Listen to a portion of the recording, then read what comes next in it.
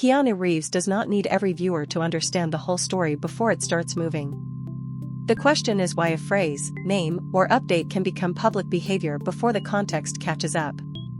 Here is the pattern: recognition lowers the cost of curiosity, and the feed turns that gap into search, comments, shares, and rewatching.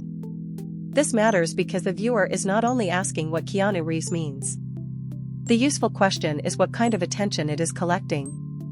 In this case, the strongest lens is familiarity. People are not just consuming a headline, they are trying to close a celebrity context gap in public. The current candidate list included Keanu Reeves, Daniel Altmaier, Us Open Course Conditions Complaints, Is the Strait of Hormuz Open, Tops. These topics do not belong to one neat category, and that is the point. A sports phrase, a person, a possible update, a media label, or a celebrity name can all travel through the same attention system when viewers feel they are missing one key piece of context. The first mechanism is recognition. A completely cold phrase has to work hard, but a familiar name, team, place, platform, or cultural object gives the viewer a shortcut.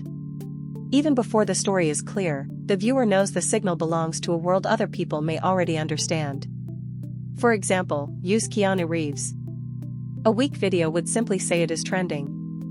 A stronger explainer asks what the search behavior is doing. Are viewers checking a fact, catching up with a live event, testing a rumor, comparing fan reactions, or trying to avoid being the only person behind? The second mechanism is friction.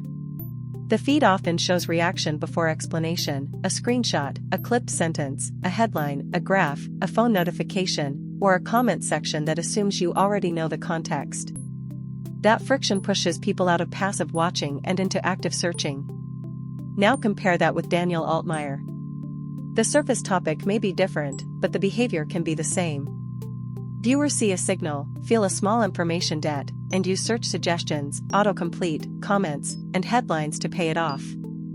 The third mechanism is social proof. Once enough people are publicly confused, the confusion itself becomes safer to join. A viewer does not have to be deeply interested yet, they only have to suspect that everyone else has already seen something important. Then look at Us Open Course Conditions Complaints. This is where the story becomes more than a keyword. If the topic is tied to a live result, an injury update, a legal fight, a rebrand, or a familiar person, the search is not only curiosity. It becomes a way for viewers to decide what attitude they are supposed to have. The midpoint turn is this. This is where a familiar name becomes a public prompt instead of just a headline. That is why the channel should not treat trend coverage as a list of names. The value is in showing the mechanism behind the names, because that is the part viewers can reuse when the next topic appears. There is also a trust boundary. What we know is that the topic is visibly moving through search and feed behavior. What reliable sources have confirmed may be narrower than the reaction suggests. What we are interpreting is the audience pattern, so the script should not pretend every fast-moving claim is already verified evidence. The stakes are practical. The risk is turning a person into a search object without adding useful context. A good 6-minute explainer should make the viewer feel that each minute added context, not that the video stretched a headline. That means every section needs a job: hook, thesis, mechanism, example, trust boundary, and payoff. A useful way to judge Keanu Reeves is to ask 3 questions. First, what did viewers see on the screen? A headline, a clip, a search suggestion, or a comment thread? Second, what did that screen leave unresolved?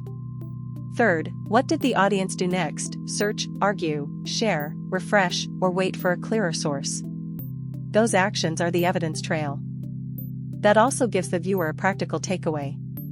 If Keanu Reeves appears again tomorrow, do not start by asking whether the whole internet suddenly cares about the same thing.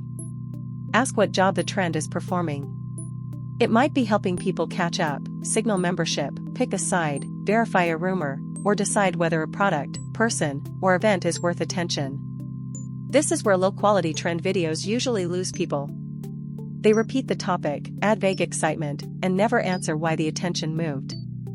A stronger video names the engine: curiosity, scarcity, nostalgia, identity, conflict, platform recommendation, fear of missing out, or the simple discomfort of not knowing.